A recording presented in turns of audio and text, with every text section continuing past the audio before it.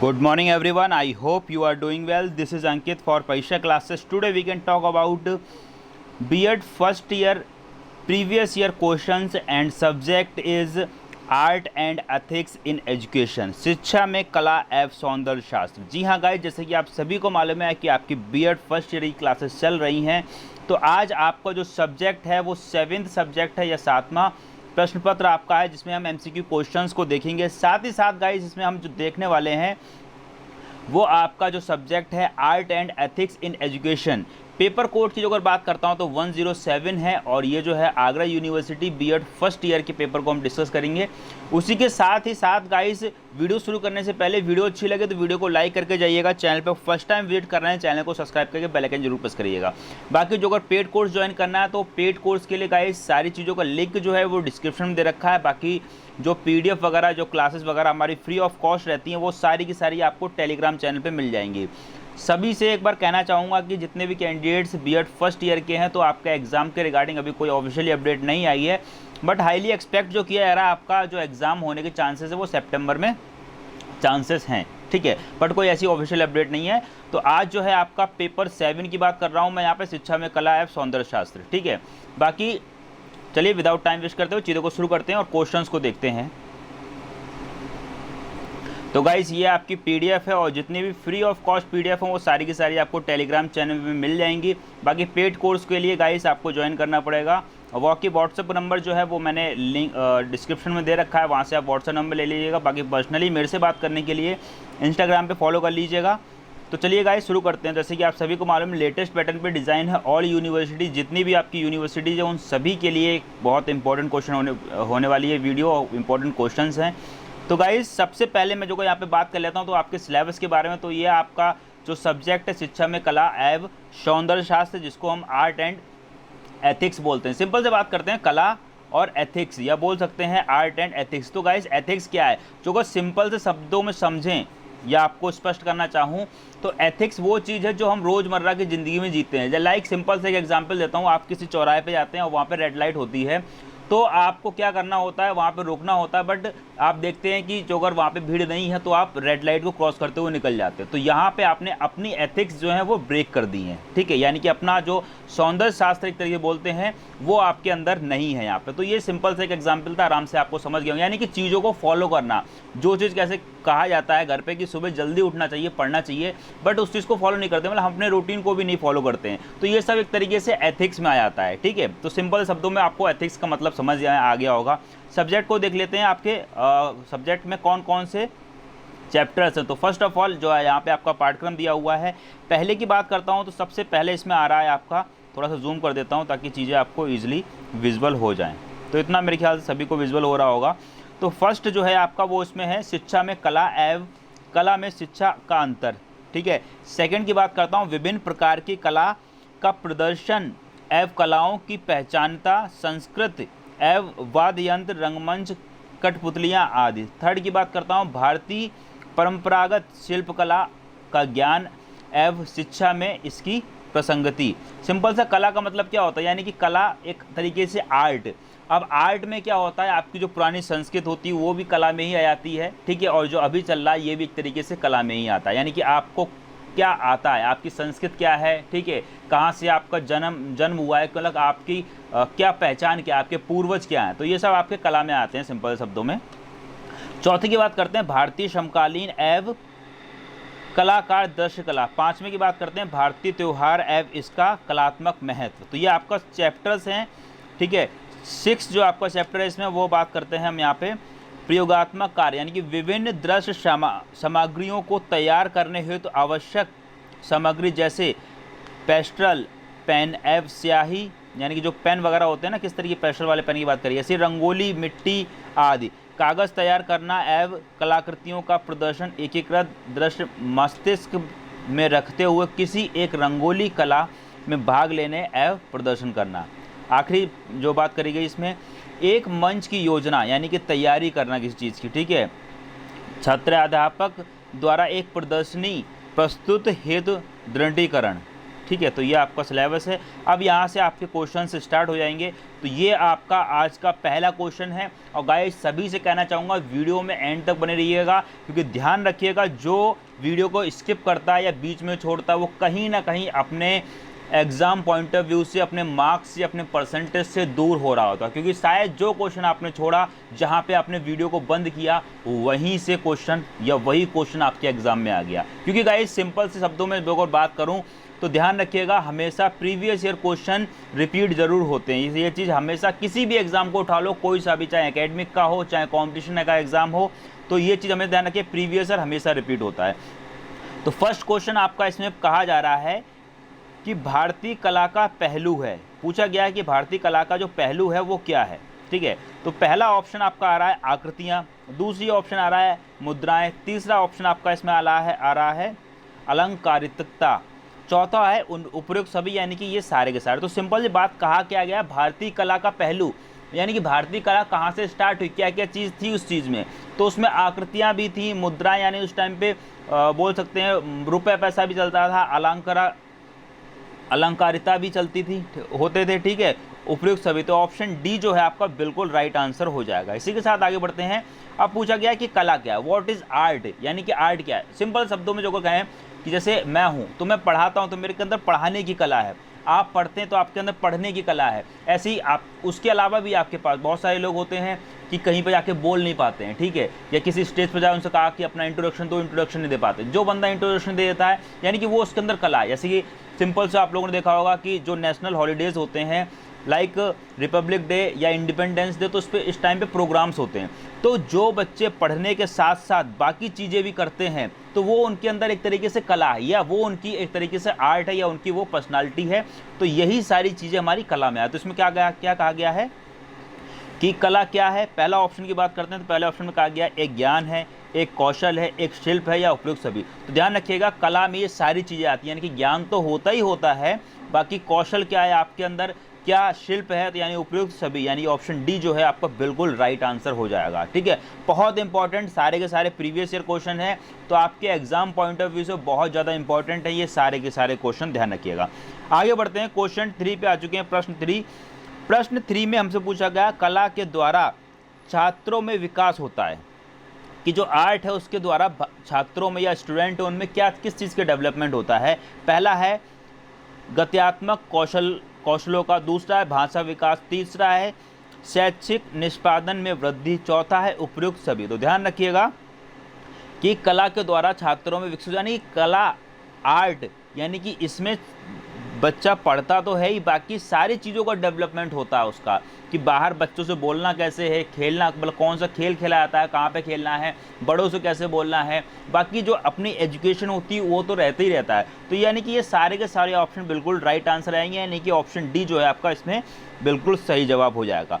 Question 4 पे आते हैं। और गाइस जितने भी कैंडिडेट वीडियो को देख रहे हैं, एक बार वीडियो को लाइक कर दीजिएगा। बाकी सभी से मैं कहूँगा कि जब मैं क्वेश्चन पढ़ता हूँ उसके बाद में वीडियो को पॉज करिए, पॉज करने के बाद खुद से दिमाग लगाइए कि इसका ऑप्शन क्या होना चाहिए, देन उसके बाद में अपने आप उस आंसर को देख लीजिए कि सर ने सही बताया कि नहीं बताया। जो को सही बताया तो यहाँ से क्या होता है, एक आपको अनुमान लग गया। जैसे पर डे हम 25 क्वेश्चन करते हैं और 25 क्वेश्चन में से मिनिमम जो मैं बताता हूँ आप लोग 15 से 17 क्वेश्चन सही कर रहे हैं, तो ठीक ठाक आपकी स्टडी है। ठीक है, बाकी मेरे अकॉर्डिंग सही तो आपका होने चाहिए 23 से 24 क्वेश्चन कम से कम, क्योंकि बहुत ईजी क्वेश्चन है इस वजह से। ठीक है, तो क्वेश्चन 4 में बात करी गई है और नीचे ऑप्शन है बाकी के दो। क्वेश्चन 4 में हमसे जो कहा गया है प्रश्न 4 में कि कला में मानव स्वयं अपनी अभिव्यक्ति करता है और वस्तु की नहीं। अभिव्यक्त वस्तु का स्थान जो विज्ञान तथा दर्शन के ग्रंथों में निहित होता है। यह कथन जो है वह किसने कहा है यह कथन। तो गाइस कथनों को आपको रटना पड़ेगा। तो यह जो कथन है सिंपल शब्दों में कहूँ तो यह रविन्द्रनाथ टैगोर जी का। इन्होंने कहा था कि कला में मानव स्वयं अपनी अभिव्यक्ति करता है, यानी कि अपनी चीज़ों को बढ़ाता है और वस्तु की नहीं, यानी किसी एक वस्तु की नहीं चीज़ों बढ़ाता। अभिव्यक्त वस्तु का स्थान तो विज्ञान तथा दर्शन के ग्रंथों में निहित है।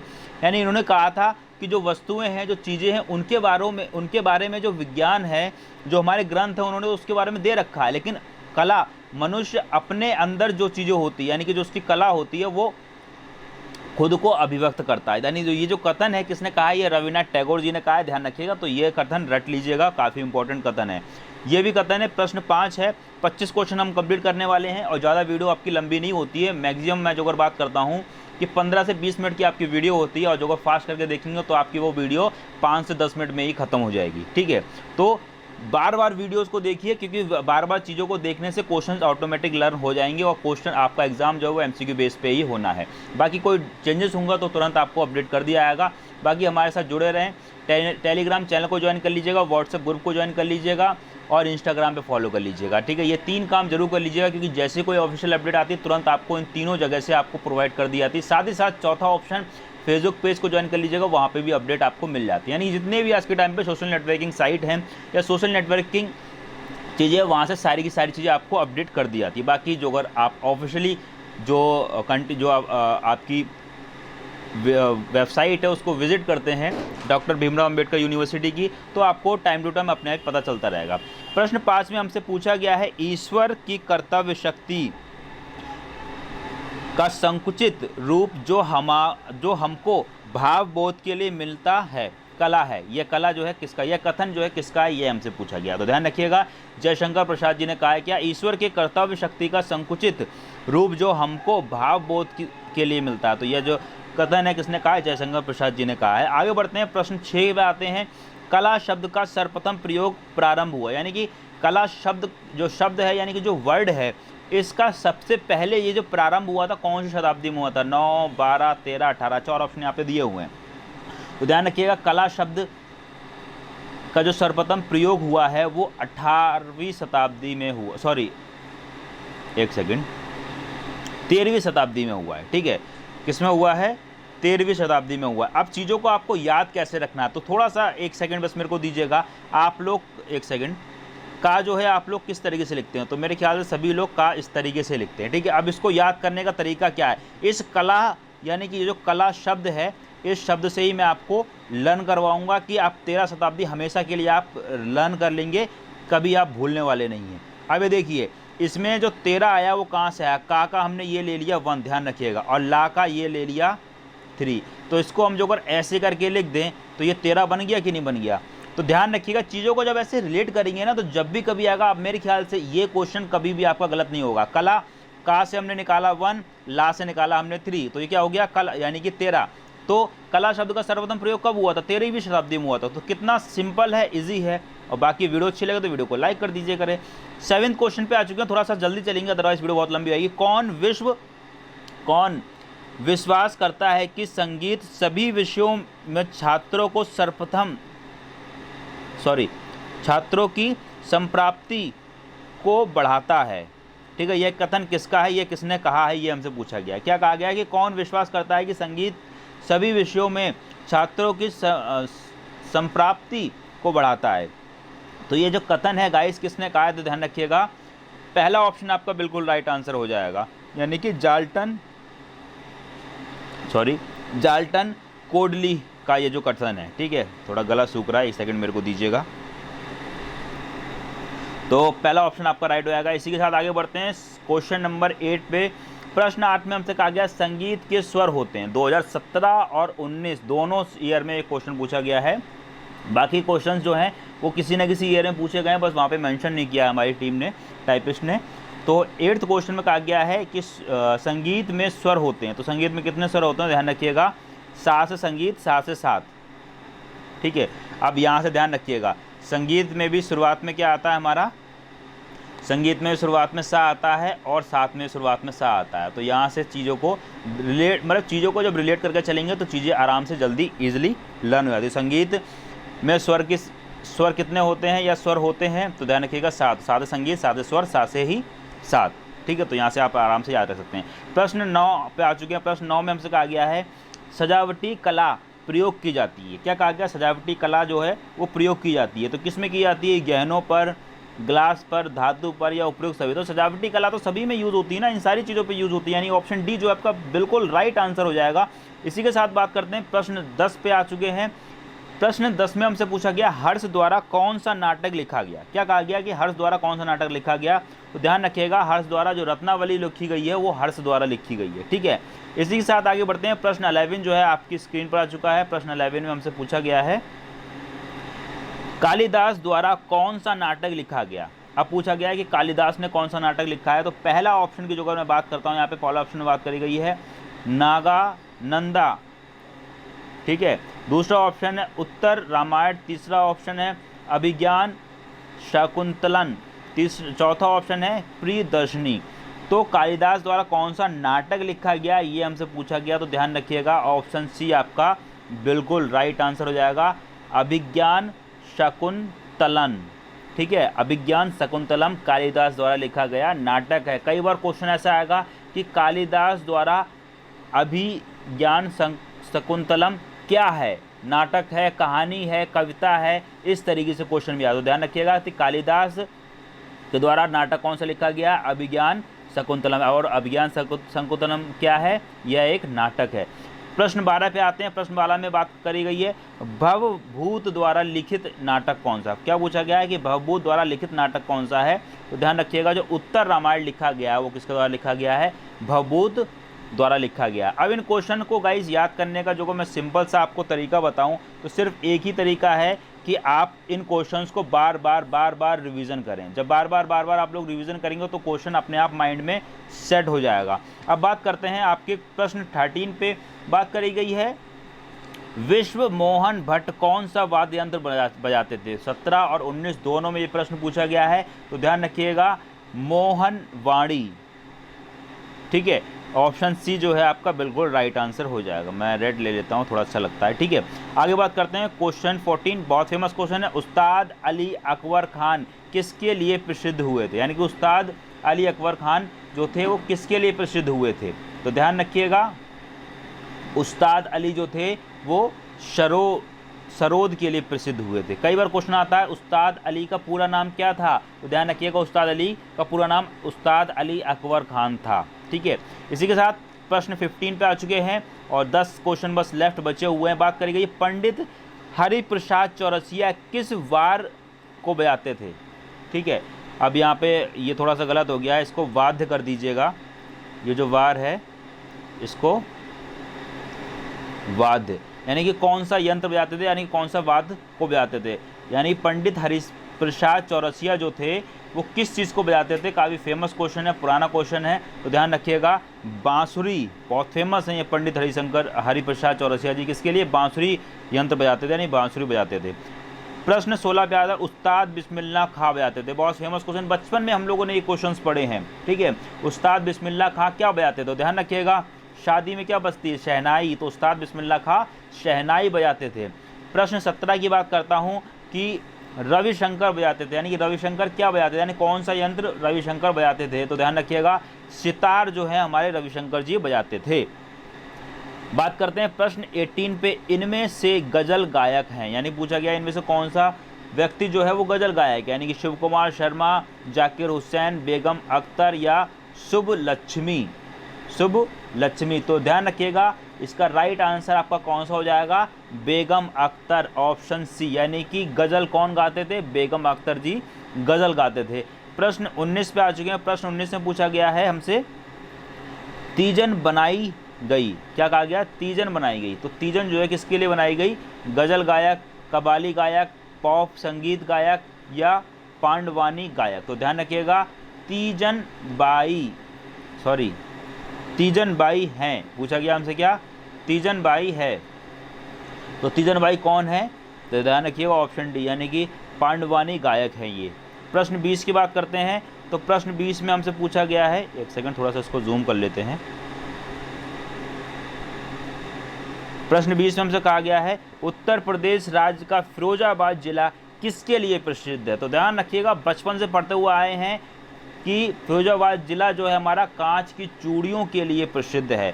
तो इसमें बेस्ट ऑप्शन, बढ़िया ऑप्शन कौन सा लग रहा है, ऑप्शन ए आपका बिल्कुल राइट है। क्या कहा गया है, कांच की चूड़ियां एवं कांच की सामग्री हेतु उत्तर प्रदेश का फिरोजा जिला प्रसिद्ध है। तो ध्यान रखिएगा इस चीज़ का, 20 का ये ऑप्शन आएगा। 21 की बात करते हैं, फुलकारी परंपरागत शिल्प है। क्या कहा गया, फुलकारी परंपरागत शिल्प है, तो इसका आंसर क्या हो जाएगा? बिहार का, वेस्ट बंगाल का, पंजाब का, हरियाणा का। तो ध्यान रखिएगा ये जो है कहाँ के हैं? पंजाब के, यानी ऑप्शन सी बिल्कुल राइट आंसर हो जाएगा। 22 की बात करते हैं, राजस्थान किसके लिए प्रसिद्ध है? राजस्थान किसके लिए प्रसिद्ध है? सभी को मालूम है राजस्थान किसके लिए प्रसिद्ध है भाई? पत्थरों के लिए प्रसिद्ध है। कौन सा पत्थर? संगमरमर का पत्थर के लिए राजस्थान प्रसिद्ध है, यानी ऑप्शन डी बिल्कुल राइट आंसर आपका हो जाएगा। 23 क्वेश्चन पे आ चुके हैं और 23 क्वेश्चन में हमसे क्या पूछा गया है? 23 प्रश्न में हमसे पूछा गया है बंधनी या तंतु बंधनी या तंतु का बांधकर रखने का शिल्प का विलक्षण कला का रूप है। यह कला किसकी है, यानी कि कहाँ से ये विकसित हुई है, यह पूछा जा रहा है। गुजरात की, महाराष्ट्र की, बिहार की, राजस्थान की। तो ध्यान रखिएगा ये आपकी जो है ऑप्शन ए बिल्कुल है, गुजरात। यानी कि बंधनी या इसी का दूसरा नाम क्या है? तंतु को बांधकर रखने का शिल्प एक विलक्षण कला का रूप है। ये गुजरात की कला है, ध्यान रखिएगा। ठीक है, बात करते हैं 24 प्रश्न की। जो 24 प्रश्न में हमसे क्या पूछा गया है? 24 में कहा गया है मणिपुर की इम्फाल घाटी केंद्र है। मणिपुर की इम्फाल घाटी केंद्र है। परिधान बुनाई का, काउना शिल्प का, साड़ी बनाने का, गुड़िया बनाने का। तो राइट आंसर आपका इसमें कौन सा हो जाएगा? बी, काउना शिल्प का। किसके लिए? काउना शिल्प, यानी कि काउना क्राफ्ट, इंग्लिश में इसको काउना क्राफ्ट बोलते हैं। तो 24 का बी ऑप्शन बिल्कुल राइट हो जाएगा। 25 का आंसर आप लोग को बताना है, मैं प्रश्न आपको बता देता हूँ, इसका आंसर आपको कमेंट में करके देना, ये आपका होमवर्क है। बाकी क्वेश्चन हम नेक्स्ट वीडियो में देखेंगे। 25 में कहा गया है कला शब्द में कौन सा विषय वर्ग सम्मिलित होता है? ललित कलाएं, दृश्य कलाएं, सजावटी कलाएं या उपयुक्त सभी। क्या कहा गया? कला शब्द में कौन सा विषय या वर्ग, या जिसको डिसिप्लिन बोलते हैं, डिसिप्लिन सम्मिलित होता है। क्या क्या चीज़ें सम्मिलित होती हैं किसमें? कला शब्द में। तो पूछा गया कला में क्या क्या चीज़ें आ जाती हैं। ठीक है, तो मेरे ख्याल से इसका आंसर सभी लोग दे देंगे। और बाकी गाइस वीडियो अच्छी लगी तो वीडियो को लाइक करके जाइएगा। चैनल को फर्स्ट टाइम विजिट कर रहे हैं, चैनल को सब्सक्राइब करके बेल आइकन को जरूर हिट कर दीजिएगा। और अभी तक जो अगर आप लोगों ने टेलीग्राम चैनल को ज्वाइन नहीं किया, first of all Telegram channel, second WhatsApp group, third Instagram पे फॉलो कर लीजिएगा, फोर्थ फेसबुक पेज को ज्वाइन कर लीजिएगा। तो जैसे कोई आपकी ऑफिशियल अपडेट आती है तुरंत आपको वहाँ से मिल जाती है। बाकी जो फ्री PDF, फ्री वीडियोस वगैरह हैं वो आपको टेलीग्राम चैनल से ही मिल जाएंगे। बाकी किसी तरीके का डाउट बचता हो आप तो कमेंट करके पूछ सकते हैं, साथ ही साथ व्हाट्सएप पे मैसेज कर सकते हैं। तो टेक्निकल टीम आपको आपका जो भी आपकी क्वेरी होगी उसको रिजॉल्व करने की पूरी कोशिश करेगी। साथ ही साथ पर्सनली मेरे से बात करने के लिए इंस्टाग्राम पे फॉलो कर लीजिएगा, वहाँ से मैं आपसे बात कर लूँगा। इसी के साथ गाइस मिलते हैं नेक्स्ट वीडियो में, तब तक के लिए thanks for watching, have a nice day, जय हिंद, जय Bharat, love you to my dear friends, thank you so much all of you, take care and bye bye.